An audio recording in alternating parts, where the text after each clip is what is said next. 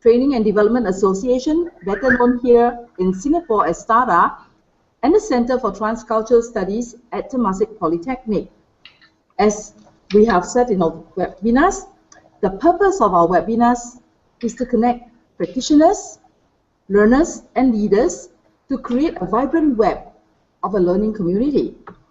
And for today, we have somebody very interesting, and I can warn you, having seen his slides, that you will be much provoked into talking and thinking with him about something that is very important to all of us, and that is, how do we build our teams? And how do we create a great culture? Tim Stevens is the author of Fairness is Overrated and 51 Other Leadership Principles to Revolutionize Your Workplace. He is going to talk about how to make right decisions, how to make right leadership decisions to intentionally create a culture that is healthy, thriving, and more importantly, in today's great search for talent, how to attract talent to your organizations. Tim comes to us with much experience in the for-profit and the not-for-profit cultures. He has been instrumental in building creative teams, inspiring artists, empowering leaders for the last 3 decades. Besides co-authoring books, he is popularly sought after for consultancy and training books. And because he comes from the not-for-profit and for-profit sectors, it will be interesting to hear him share with us what can we do about building great teams and having a great work culture that draws talent to our organizations. Over to you, Tim. Thank you so much. I'm very glad to be here and excited to join you guys today. You want me to go ahead and jump into my content here? Will be nice. Okay. Well, I'm so grateful to be with you guys today and to talk about something that I'm really passionate about. And I get the opportunity now to work with a group called the Vanderbloemen Search Group in the United States, and we get to help organizations all over the country and some across the world find great teams and find great staff members. And so this idea of building a great team and building a great culture is one that's near and dear to me, and so I'd love to talk about that. So I thought maybe I'd start by just kind of defining what I mean by a company or an organization that has a great culture.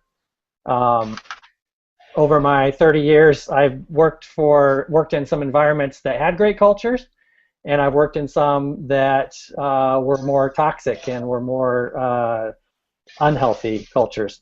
And so when I think about what a healthy culture is, I've got 12 quick things I just want to kind of tell you about that would be indicative of a positive culture. First one is, you know you have a great culture if people are waiting in line to join your team. That's a cool thing. I've worked at organizations, I do now, where people really want to be in the organization. It's not because you're paying more money than they could find anywhere else. Many times the pay might even be less. But people have heard about the team and they would give anything to be part of it. Another great sign of a great culture is that turnover is low. In a great culture, people want to stay, and they stay for a long time, and you have a long tenured staff. Another one is that top leaders in the organization are not insecure about other leaders succeeding. This would be the third one. In fact, they encourage it. They encourage leaders succeeding, and they have high capacity, high level leaders around them. People at all levels of the organization are saying, you know what, we're not going to allow gossip because gossip is a bad sign. It's not a good sign of a great culture. Another one is that lateral leadership is very well practiced and advanced. Lateral leadership is outstanding. People are very much leading well, the people next to them, the people beside them, the people above them. That's all happening in a great culture. Another one, number 6 on these slides, would be that the team members are energized by the mission. Team members are energized by the mission. You hear leaders at all levels of the organization, both entry-level and high-level leaders that are very excited about it. They're thinking about the mission. It gives them energy. Number 7 would be, in a great culture, that it's not just a job. People actually hang out together before and after. It's not just they're clocking in and clocking out. Doesn't mean they don't have other friend groups, but it just means they really enjoy the company of the people they work with. Number 8 would be the team members believe that they're more important than the mission. Now, as the leaders of the organization, they may realize, well, the mission's obviously very important. We're there to accomplish something. It's not just to have fun. But the team members have just really got this sense of value where they feel valued. They feel very much a part. They're not just filling tasks, but everything, the culture, the systems, the language, the structure communicates value to the employees. The 9th sign of a great culture would be that people are smiling. I mean, if you just go visit this organization, you walk the hallways and you can feel that this is a great place to work. People are actually having fun. They're enjoying themselves. That leads to number 10, which is that fear is missing. A lot of times in bad cultures, there's a sense of like you're walking on eggshells. You have to kind of be careful what you say in certain departments or certain areas because there's this sense of fear that I'll do something wrong or say something wrong, whereas in a great culture, you don't have that. Number 11, in a great culture, communication is strong. There's a sense, it's not just external to the customers, but it's internal to the employees, that from the bottom up and from the top down, there's this sense that communication is there and it's strong and that people know what's going on. They know when the new products are being released or the new services are being offered. And then the last one is that change is welcome. In a great organization, people aren't afraid of change. It's not that they love change, because hardly anyone loves change, but it's that they have been through it so many times in that organization and they've seen it handled well by the leadership that they no longer fear it. And so change is welcome. So those are just kind of 12 quick ideas on a great culture. Now I just kind of want to get into a little bit of how you get there. And again, like she said, we'll have some time for Q&A at the end of the session. But I want to talk a little bit about some of what it takes to get there. And part of that is how you bring people into the organization, and then part of it's how you treat them once they're there. So we'll talk first about finding great staff. And you can see on the screen there that chemistry is crucial. Chemistry is crucial. That there's a sense that beyond people being able to fill certain roles, beyond having skill sets or education, there's this chemistry piece that is so important for building a great culture that you have to figure out on the front end. And a few things I want to say under this is, the first one is, and I'll just throw this out, it's a little bit of a grenade, but a resume is worthless. Now, it might be funny for me saying that because I work in an organization where we review hundreds and hundreds of resumes and see lots of resumes, and I ask people for resumes every day. But when it comes to figuring out if I'm going to have chemistry with a new employee, if there's going to be a sense of affinity, a sense of this is really going to work, we're going to be able to accomplish a lot together because we gel together so well. When I'm trying to figure that out, a resume is pretty worthless for that. If you think about a resume, it contains usually information about education and experience. You know, what jobs have they worked at, what schools did they go to, and resumes are getting better. People are doing more with them, and a lot of them are online now. But really, it's education and experience. And for me, when I'm looking to hire someone that I know is really going to fit with my team and make a difference in my culture, those are probably the lowest things on the list. I'm looking more for leadership capacity. I'm looking more for their passion, both for the company, the organization, you know, kind of their passion for what we do as an organization. I'm looking about character. You know, can I trust them in the organization? And I'm looking for chemistry. You know, an analogy I hear over here in the States a lot is you know, you're looking for people that will play in the sandbox well together. You know, so you think of the kids going out on the playground, and some kids play well in the sandbox and some kids don't play so well. And when I'm hiring people into my organization, I'm looking for people that I know can play well in the sandbox together so we can get something done. Second thought under this point is that formal education is not a great predictor of success. I think a great college education gets you your first job. It can help you in some very specifically trained industries or employment opportunities, and that's very important. So formal education is not a strike against someone, but it doesn't necessarily predict success. It doesn't necessarily mean they have the practical skills and the relational skills to be able to build into a great culture at an organization.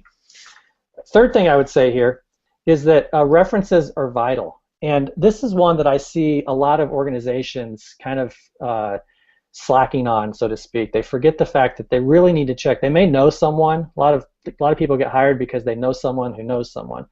And so sometimes employers skip the step of asking for references, of calling and saying, hey, tell me about this person in their job. Tell me about their success. Tell me about things that they accomplished. Tell me about how they handled it when they didn't accomplish something, when they failed in some way. References are really important. And the last thing I would say is that group interviews work. Group interviews are great. I think I'm pretty good at hiring people, but I'm not near as good by myself as I am with a group of other people in the organization. I think it's really important for any employer to pull some people, other people in, cross-departmentally, people that are just very discerning, that they ask great questions, that they listen well, and pull them into those interviews and get more eyes, get men and women looking at it, get managers and employees looking at it, looking at the new employee and considering that. So I think these are 4 things to remember when it comes to chemistry, very important. Next thing I would say related to bringing people on is that social media is your friend. Social media is your friend. There are things that it's interesting that people will put out there on Facebook or on Google Plus or on their Instagram site, and those things can be tools to employers in determining if that person is going to be a good fit. In fact, there was a study in the University of Evansville did recently that seemed to back this up, and they were saying that they found that more and more employers, and you can see this on the screen, employers were able to determine with a surprising level of accuracy personality traits and indicators from social media that could predict future job performance. More than education and more than experience, in this particular study, they found that what they found out about a future employee or potential employee on social media, sites like Facebook and Twitter and those kind of things, could tell them more about future job performance than those other things. And so I found when we're hiring someone, we will do what we call a social media scrub. And basically that means just kind of looking through recent history on that person's social media.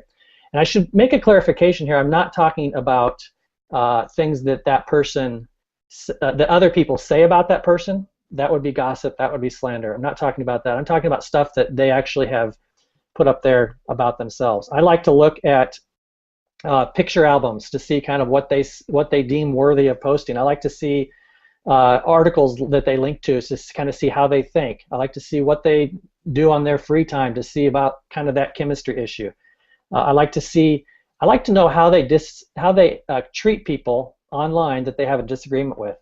Because if I'm going to bring them into my organization and I want them to treat my customers well, who they may sometimes disagree with, I want to see how in kind of their online world they treat people that they have a disagreement with. So you might say, well, that borders on stalking someone, and I would say that's exactly right. But it's totally a legitimate way to look at future employees, and it's out there, it's public domain, and it's really important. You know, if I were buying a used car, I would, here in the States, there's online tools that I can use to do historical research on that particular car. I can find out if that car has been in an accident. I can find out if it's ever been in a flood, if it's ever been repaired. I can find out what the maintenance history is. And that's a car, you know, that might cost, you know, much less than an employee costs over a period of time. And so I think, you know, we do research when we buy products, when we buy cars, we buy, you know, whatever we're buying. We do tons of research on that. I think it begs well that we also do that much research that's available to us when we're looking at employees as well. Next thing I want to talk about is related to culture. So now you have the people on your team, and they're they're in your culture, and now you're trying to build a great culture that will last for a long time, that'll have some of those attributes that I talked to at the beginning. And what's interesting is in today's workforce, we're often hiring a bunch of what we call millennials. Millennials are, the 20 to 20-somethings, early 30s. And so we got a young workforce, and we're finding that the young workforce is much different than has been true in maybe previous generations as well. And so, I work with a lot of executives in the industry that I'm in, and I find that a lot of them are asking questions like, well, how many hours should I make my staff work? How long should I give them for their lunch break? Should I allow them to log on to their Facebook page or to their Google Plus page while they're at work? And I would think there's some very important things to think about here about creating a flexible work environment that will actually build towards your culture. There was a report done that I read about in Time magazine. It was done by a company called EuroRSCG Worldwide, and they were doing a study on what they called Generation Y employees, employees that were born between 1982 and 1993. And they found that the millennials, what they called millennials, were rejecting this traditional 8-hour workday. And you can see at the bottom of the screen the article is called The Beginning of the End of a 9-to-5 Workday. And among their findings, they found that millennials won't accept jobs where they can't access Facebook or their social media sites during the day. Millennials value workplace flexibility more than they do having additional money. And millennials are always connected to jobs through technology.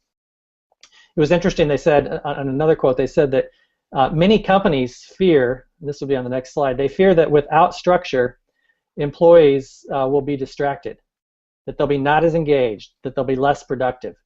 And what they found in the study, in fact, that the opposite is often true. A trusting work environment where you actually treat them like adults and treat them with trust, that breeds more loyal employees and increases efficiency.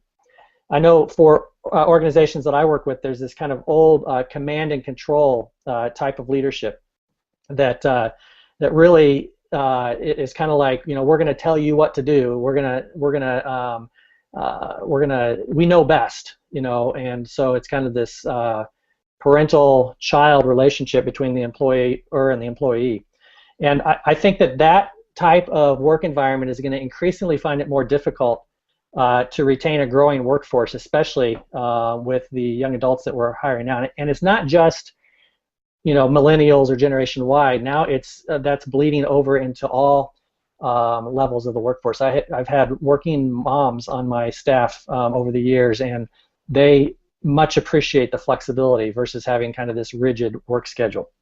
And so I just think it's really important to build, for a healthy culture, to build flexibility into the system. This doesn't mean it's a free-for-all or people can just show up when they want to, or it doesn't mean that you're not going to have some times when everyone needs to be there, where it's like, okay, this is an all-staff day, or we need to make sure that we're all here for these particular amounts of time. But I do think it means we're looking more at, are they getting their job done, than asking that question more and asking less, were they at their desk for a certain number of minutes or a certain number of hours during the day. I think there'll be times, I would encourage employers to ignore the urge to block things like Facebook and Twitter from their office environment. Now, if they have someone that's abusing it, then handle that individually. But overall, I would say people's lives are much more integrated now than they've ever been. And so they may, yes, use Facebook or shoot off a private message to a friend during the day, but they will also stay connected throughout the after hours as well, and they will get work done for you while they're working at home or on weekends as well. You also find that with those tools available to them, they'll be more available to your customers and to your clients, because that's how their customers and clients connect as well. So consider a flexible work environment. That's something that I really think is important to building a great culture. Next one, I want to talk a little bit about alignment. And so when I'm talking about alignment, I don't know if this is true in all the countries that are represented and watching today, but here's what happens. I'm living in northern Indiana, and have been for the last 20 years in the United States, and it's a very snowy area. We get about 100 inches of snow every year, and so lots of snowstorms and lots of shoveling. And what happens when you're driving in this kind of conditions where it freezes and it thaws and it freezes and it thaws is that the roads fill with ice, and then you get what we call a pothole. I've heard it called a chuck hole in some places. You get the road, the asphalt, the concrete explodes, and you get this big crater. And you're driving along, and your tire hits it, and you hit it really hard, and you don't know it, but your car gets out of alignment. Pretty soon you're driving your car, and you kind of feel your car pulling one direction because your wheels are no longer aligned because they've hit that crater in the road. And what happens after a while, you maybe don't notice it first, but pretty soon, if you're driving along for very long at all, you start to feel your neck kind of straining and in your shoulders and your back because you're fighting. You don't even realize it, but you're fighting to keep the car on the road. And that's what we call a misaligned car. You want your car in alignment. You don't want it misaligned. And so the same would be true when it comes to our employees. We want employees that are aligned, that believe in the mission and vision and values of our organization, that are lined up with what our leadership is doing and where we're trying to go. And there are different kinds of alignment. I'm going to show you a few different illustrations here, but in the first one, illustration, that you can see all these arrows are going the same way. So the large yellow arrow would be the direction of the organization. We're heading that way. That's our mission. That's our vision. We all agree what we're trying to accomplish. And the little arrows, the little black arrows, would be indicative of your employees, your staff, your leadership. And so in this image, it's great because all the arrows are going the same direction as the company. That's awesome.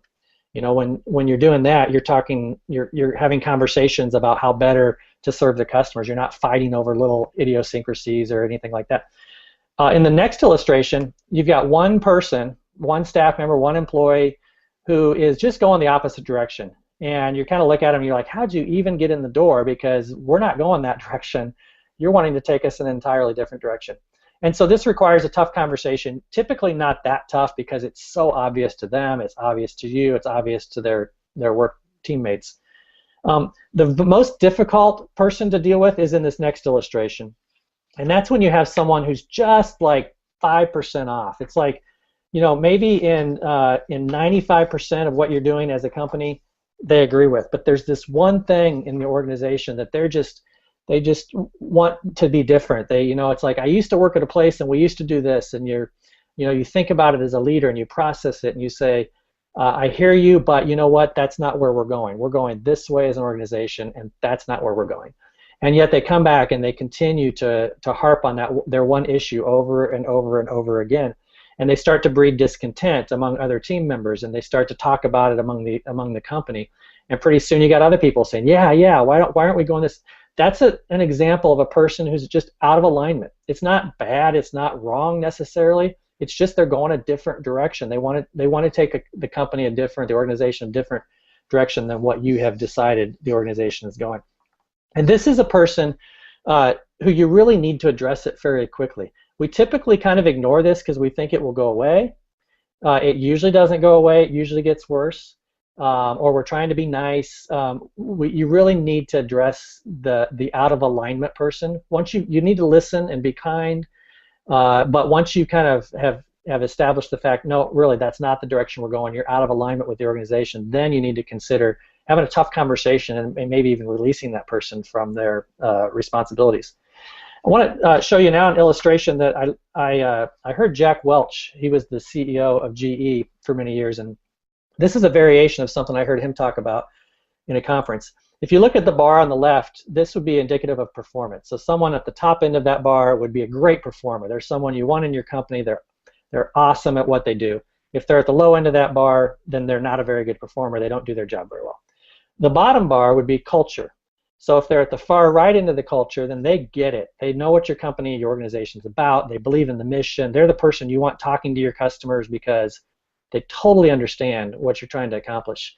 If they're at the left end of that culture line, where the minus is, they maybe have a stinky attitude. They don't get what we're doing as a company. They're very much not kind of with us as an organization. And so if we go to the next slide, you can kind of see there's 4 quadrants here that people fall in. And you probably could go through your organization or through your team, and you could probably place everyone in one of these 4 quadrants. So if they're in the lower left quadrant, that means they have terrible performance and they have a bad attitude. Then what's the solution there? You got to fire them. They can't be. They're bringing the organization down. They're not doing their job well. They're pulling things down more so than helping. If they're in the next quadrant, which is the upper left, then my suggestion there, this is a person who's got great performance. They're meeting their metrics. They're doing tremendous in their job, but they just don't get it as they have the bad attitude, or they just are out of alignment. They don't get the culture. This is where I'd say 30-day talk, and you may say 60 days or 3 months, whatever the amount is. Put a specific limit time on it, and have a talk with them and say, you know, if this culture thing, if this alignment thing doesn't change, then we're no longer going to have a place for you here. Even though your performance is high, it's just not worth it from the culture standpoint to let that person continue to kind of pull down the culture. In this third quadrant, which is the bottom right, this would be a person who gets it. They get the company. They're awesome. They're the one you want cheerleading and championing for the organization, but they're just not doing very well in their job. They're not. So we would say either retrain or transfer. So either help them do better in the job they're at, or maybe it's just a bad fit. And if you can, this is the kind of person you don't want to let go. You want to keep at all costs. So if you can, transfer them to another place in the company. And then the upper right, this would be kind of obvious, would be great performance, great in the culture and the DNA, and they get the company. These are the people that you reward. These are probably your top, 5 or 10% in the company, and these are the people that you want to do whatever you need to do to make sure they stay with you for a long time, because these are the people you want to build the company on. I found that to be just a tremendous way to kind of look at alignment and see it in that way. Next thing I want to talk about is related to being an example. So part of what I wrote about in the book, Fairness is Overrated, and that we're kind of talking bits and pieces around today. The first part of the book, the first fourth or 25% of the book, is all about being a leader worth following. Being a leader worth following. And so I think, for any leader, it's really important that they come from a basis of integrity, a basis of wholeness and of healthiness. Otherwise, the sense of leadership, the platform upon which your leadership is built, is going to crumble because you don't have that foundation. And so a few things I just wrote down to mention tonight, or this morning rather, relative to this. First one is to pay attention to margins. Pay attention to margins. Now, what do I mean by margins? Margins are, the blank part around a page when you're reading a book. And if the words ran all the way from the left to the right, your eyes would get very tired. You need that margin. You need that break. And margins in our own lives are the same thing. We need some space. We need some. We need a margin in our life so that we have time to think, so that we have time to plan, so that we have time to play and to laugh. We need margin to dream. We need margin for impromptu conversations that we didn't even know were going to happen, but we have the space for them, and we need the margin for unanticipated opportunities that we can jump at. Some of this relates to your finances, your own personal finances, to have the margin in your life so you're not living from paycheck to paycheck and unable when your sister or one of your employees comes and says is in a really tough time financially, and you normally would want to help them. You'd want to personally be able to reach out and be generous to that person and help them, but you're living so tight in your finances, you have no margin, so you're unable to help. I think just having margin in money is good. I think having margin in your time, your calendar, is really important.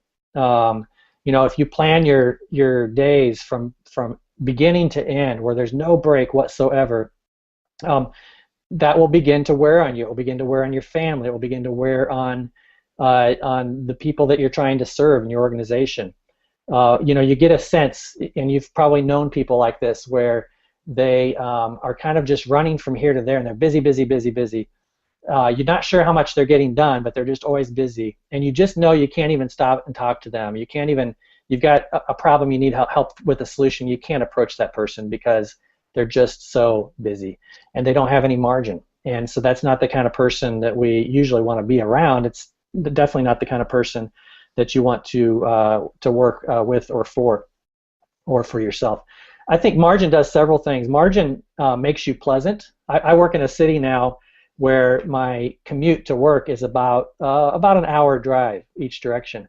And so here's what I know about my drive in the mornings is if I leave about 45 minutes before I need to be at a meeting, I'm not going to have any margin at all. I'm going to be very kind of intense and angry, and I'm going to be, yelling at the drivers next to me in the other lanes. And because I have no margin, I left myself no margin. If I give myself an hour and a half to get in to where I have some margin, I'm going to be much more pleasant. I'm not going to be as aggressive. I'm going to be in a better frame of mind when I get to the office. Same thing with our daily lives. One thing that I've tried to do to practice over many years is with margin is I try to stack my meetings. This is just something real practical. So if I have 8 or 10 meetings that I need to do during a week, if I can stack all those in 2 days and just know those are going to be meeting days, those are going to be where I'm going to be talking to a lot of people, then the other 2 or 3 days a week, then I can have a lot of margin. I can be more responsive. I can jump in and help when there's issues that come up. I think that's really important. Back to money, one thing that I've tried to practice, we have practiced in our own life with my wife and I, is we live on about 80% of our income, and that allows us with the 20% to just be responsive. We come from a place of faith, and so it allows us to help support our church. It allows us to help children, kids, students that are trying to do something good and worthy, and they're raising money for it. It allows us to be helpful with that as well. So having margin in your finances as well, having a margin in your emotions, knowing kind of what it is that wears you out and knowing what it is that refreshes you. And those are usually, if you can be aware of those and make sure that your emotional tank doesn't get drained, so to speak, then it allows you to be just a better leader all the way around. So pay attention to margin. The second thing here is to practice being vulnerable. I think it's counterintuitive in leadership. Sometimes as leaders, we think we're supposed to know all of the answers, and we think we're supposed to be the person that has every solution to every problem. We think sometimes as leaders we're supposed to walk in the room and be the smartest person in the room, and I just think none of that is true. I think great leaders are the ones that are vulnerable. They're the ones that admit it when they don't have an answer. They're the ones that pull smarter people than themselves around them into the room to participate and in the conversation and in the decisions. I think they're the ones that when they mess up, they say, I messed up. And when they don't have an answer, they say, you know what? I don't have an answer for this. Let's figure it out together. Those are the leaders that I have most respected in my career, and I think those are the ones that are really counterintuitively. We think someone that has all the answers is the one that we look up to. It's really not. The ones we tend to look up to are the ones that are honest in assessing who they are. Third thing I would say under being an example of modeling is to guard your family. This is one we don't hear talked about a lot in leadership talks or leadership seminars, but guarding your family is very important. When you get to the end of your life, and I've had an opportunity to be with people towards the end of their life at times, you never hear them saying, man, I wished I'd have spent more time at my job, or I wished I'd have just finished those 3 more projects. What you hear usually is it has to do with relationships and with family. I wished I'd have spent more time with my kids. I wished I'd invested more in that one relationship. I wished I wouldn't have been so focused on this and not on that person. Those are the kind of things you hear about. So I would just encourage leaders that are tuned in today to model this for your employees. If your employees see you as working 80 hours a week and your family's kind of crumbling and they don't see a good example of investing in your children and investing in your spouse, then that's what they're going to practice as well. But as leaders, we have an opportunity to model that for those in our that are watching us, that we have influence over. And so, however that works for you, I know for me, I love to, even though we've been married for 24 and a half years now, I love to make sure that we still have opportunity for date nights. I think that's really important just for my wife and I to invest in our relationship, because long after the kids are gone and long after this particular job is behind me, I'm still hopefully, God willing, going to have a relationship with my spouse, and so trying to pour into that and make that a priority is huge. And then the last thing I just say before we go into Q&A here is that pay attention to what we're all trying to do, which is add value to others. Sometimes in the consumer economy that we live in, there can be a sense that we kind of have to protect what we have, and we have this scarcity mindset, which means that I'm going to hang on to everything I have, and if I have an edge, I'm not going to share it with anyone else because then they'll have the edge. Or if I have this piece of information or this piece of knowledge, and I think that in today's economy, in today's information world, I think things are changing. It's more of a relational world than ever. I think the people that get ahead in their jobs and in their employment and their careers are the people that are just constantly thinking, how can I add value to others? I'm not necessarily going to get anything out of it in this particular interaction. It's not that I'm selling you something, so you're buying something from me, so I'm going to give you something. It's just, no, how can I add value in every interaction? How can I leave you in a better place? How can I give you something that will benefit you? And I see over and over again how that returns to itself, and the people that take that stance and they model that for their employees are the ones that are the ones that are highly respected, the ones that move ahead in their careers. So those are a few minimal thoughts. And if you get a chance to, and we're going to do some Q&A here, if you get a chance though to read Fairness is Overrated, then you'll see 4 different sections of the book. The part I just talked about, which is being a leader worth following, is the first part of the book, and that's kind of the foundation. The second part of the book talks about finding the right team, and how do you find people that are going to help the organization soar.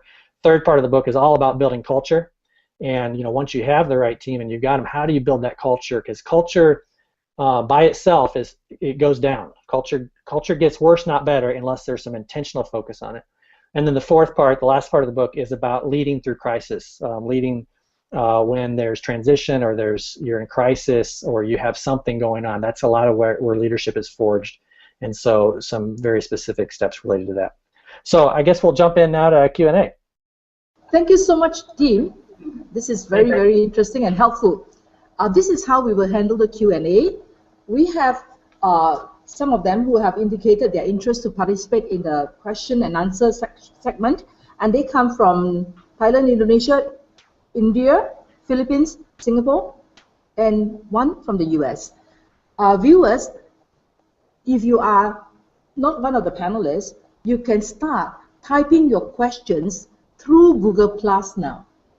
We are taking the questions very quickly. I see Dr. Anand from India, former Chief Learning Officer from Reliance Industries. I see you're all set with the first question.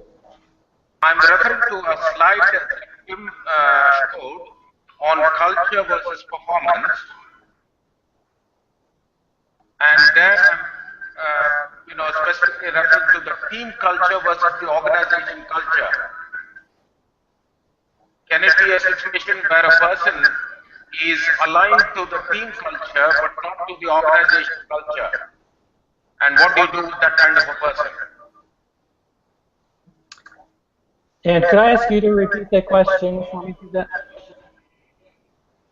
Yeah.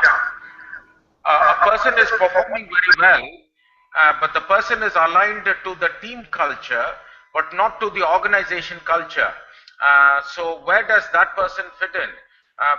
The reason why I'm saying that is, while we are all in agreement that organization culture is very important, there are times where certain teams have distinctively different culture. For example, the research and development department of an organization, or the customer service department of an organization.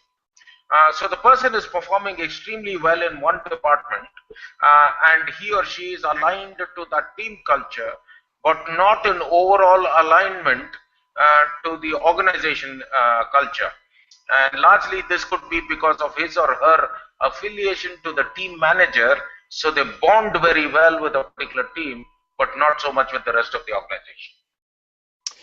Yeah, that's a great question. And I can see that where a department, of a company or an organization or an educational institution is maybe that entire department is not aligned to the overall organization mission and vision, and that's something that I would say for the employee in that situation and for the team leader in that situation, that team leader of that department needs to really figure out what's vital. So if he's working with an employee who's out of alignment with the organization but in alignment with the team, then he may be totally great with that. That may be a high performing, that may be someone in the upper right part of that quadrant, and it may be great. However, the leader over that team department, they may see that the actual team is out of alignment with the organization. And so, at some point, they may decide, boy, we need everyone in alignment on where we're going as a mission and vision. And I think, leaders of very large organizations tend to focus on that, and rightly so, and so that they can keep everyone kind of going in the same direction. Okay. How about freedom and flexibility for each team to be their own? There are a lot of organizations which allow their sub-teams a lot of empowerment, as a result of which they tend to create an entity of their own, while the overall alignment is there for the larger purpose of the organization. There are individual subcultures that exist, not necessarily clashing, but definitely different. Yeah, and you know what? I actually think that's kind of healthy, because I think the department that has the flexibility and that has the great culture, and that it gives a sense that people want to be in that department. They want to work for that supervisor because that's true. And so, while it might create some tension in the organization overall, I'd like to think in most cases it can help the whole organization become better and stronger and more vibrant as an organization, because the departments that have the less trusting culture, they're gonna become more obvious, that they're gonna stick out more as being not a great place to be. Okay, I hear you. Let's proceed. Thank you, Anand, for asking the questions. While we are waiting for the other panelists to log in, Tim, I have a question for you. You seem to be addressing the millennials a lot, and just wondering whether there is something you would want to add with regards to what do we do about the non-millennials, because you seem to focus a lot on engaging the millennials, but the workforce also has the other part of the non-millennials. How do you engage the rest of them towards building a great culture? Yeah, great question. I think in the book for sure, probably 80% of it relates to any age or any generation, whereas there's a few specific parts specific to the millennials. And I do that because I think a lot of people that are maybe closer to my age or older tend to have a hard time figuring out this next generation. It's kind of like they're not quite sure what to do with them. They're thinking maybe they're lazy or maybe they're rebellious, and so it makes it difficult to engage with them. But I would say for building culture, I think any person at any level of the organization has the ability to embrace culture and to add to it. And one specific thing that I think that makes a difference that any supervisor can do is just really believe the best about his or her employees. So often leadership is based on a sense of mistrust and a sense of, like I mentioned before, like we're smarter than you, we know more than you, and that may be true. The leader may know more and may be smarter, but I think there's an attitude thing that enters into that, and when an employer, when the supervisor, the leader communicates an attitude of I know more and I'm smarter and I don't trust you necessarily, and so I'm going to treat you like I don't trust you, that just breeds a very difficult environment and culture where people don't usually want to stick around. Where we have the chance as leaders to really pour into our staff, whatever age they are, and to trust them and to believe in them and to empower them and to give them a chance to succeed and to help them when they fail and figure out how they can learn from that. I am actually thinking of, it is very likely that a lot of the baby boomers are there right now doing the recruitment.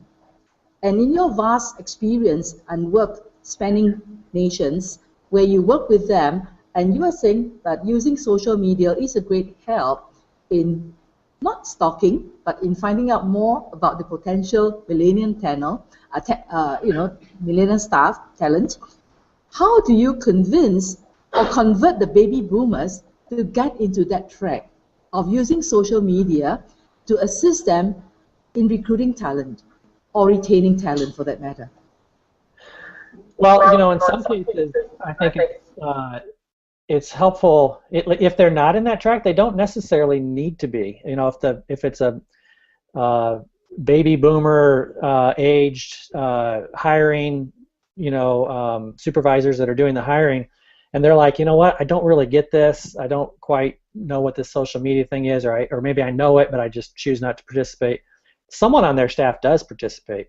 They can find, a younger member on their staff or a different person on their staff and just say, hey, when I'm getting ready to hire someone, could you be, my social media, scrubber who can actually come back with you with just a, one-page report on what they found out. So I don't think they have to necessarily engage themselves. I mean, for other reasons, I think they should. I think they'll stay more engaged with their customers and their clients of all ages and with their younger workforce if they do. But it may be difficult to make that bridge. And so as long as I think they're aware of it and they can bring someone around them to help with that, I think that's fine. Dan, what's your take on this? So I personally believe that social media can be a big eye-opener or a window for enabling us to understand the individual and really leverage what he or she is doing in their spare time.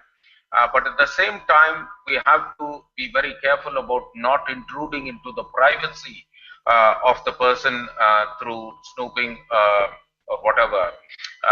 So there are tools that are available to do profiling of people based on their social media activity, and then you can say, okay, the person's private space, when he or she, that culture is like that, and when the person is in the organization, the person is like that. So social media, in my opinion, is definitely a very valuable add-on tool or an additional window that opens into seeing the person in a different dimension.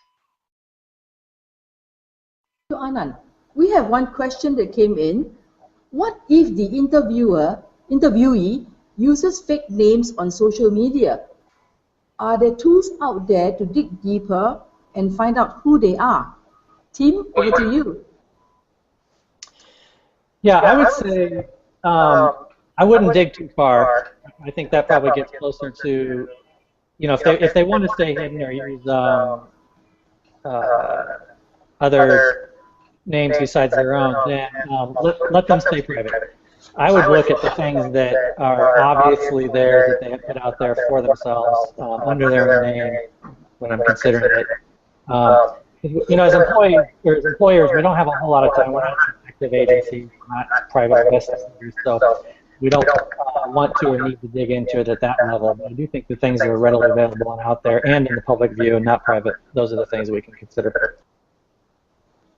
Tim, we want to thank you so much for sharing so generously. Absolutely. We are almost running out of time. I see another question coming. So if the interviewee doesn't have a social footprint, would you still hire him? Absolutely. Unless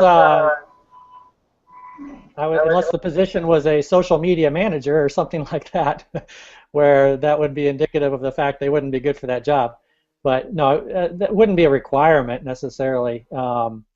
It just depends on what the job is. If it's a marketing job or public relations job, then I'm probably going to want them to be pretty well astute in social media. But absolutely, that wouldn't be a requirement for most roles.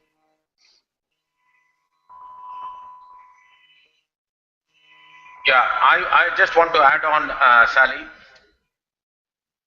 There are times where people appear to not have a social media profile because they have a nickname or a proxy name, when in reality they do have a media profile. So we have to snoop, we have to find out whether the person does not have a presence on social media or does have a different presence. Thank you. Tim, do you have anything to add? No, ma'am. Thank you for this time. I'm honored that I was able to participate in this. Tim, would you mind taking on one last question? Absolutely. Let's do it. One question came in. How would someone looking for a job find out more about the culture of the potential employer? Well, that's a great question. And I just went through that. I was at the same employer for 20 years up until a year ago, and I just switched to a new employer. And so that was 1 year ago. I was digging into how do I figure out the culture of this new company. And so I did several things to figure that out. One thing is I kind of stalked them on social media. So both their company page and then some of their key employees. I was looking at their Facebook pages and their Instagram feeds and their Twitter feeds just to kind of get a sense of what the culture was. I asked the employer, or the future employer, I said, I want to talk to your current employees, but I also want to talk to 2 or 3 former employees who are no longer with you. And what I was looking for there was, if they don't let me or if they don't give me the names, it would seem to me like there's something they're trying to hide. So I was looking to see, one, would they even let me or encourage me? And in this case, they said, absolutely, anyone who's worked here you can talk to, we'll set up the contacts. And then the other thing I was looking for was typically people who have left a place are more free to talk specifically about what their experience was, negative or positive. And so I did have 3 or 4 conversations with former employees and got the sense that, man, this culture is as good as I thought it was from the current employees, and so I was encouraged by that. And then also just spending time in the organization for a period of time, a half a day, whatever you can do, where you're walking the hallways and you're in conversations and you're in meetings and you're engaging, you're watching, you're participating. So I sat in a staff meeting, a couple different staff meetings, just to kind of see what happens in the staff meetings. What's the feel of the staff? Is it just the leaders talking, or do other people get to participate? So that was a real help for me. So it's pretty fresh for me, and I think it's very important to kind of dig into that and check that out in a future employer. Thanks, Steve. That is really very practical and very useful for the potential employee. And it remains for me to really thank you, Tim, for sharing so generously your 12 Signs of a Great Culture. And I hope viewers out there go read the book, grab the book, and I'm sure you can continue to ask him questions after you've read the book. Viewers, thank you so much for participating in this webinar today. The video will be found on STADA's YouTube account for your viewing. Search STADA and you will find the video. LinkedIn users, you can still view this in the Community Spirit segment, and perhaps one for the road. Teamwork divides the task and multiplies the success. No one can whistle a symphony on your own. It takes an orchestra to play. And with that, Tim, Anand, dear viewers, we wish you all the best on to a journey of building a great team, creating a great culture, and we hope that you find these 12 signs of a great culture and all that Tim has shared today with you of use as you carry on in your journey. We wish you all the best. Thank you. This is Sally Chiu signing off from the Google Connect Village here at Temasek Polytechnic. Thank you. Have a great day.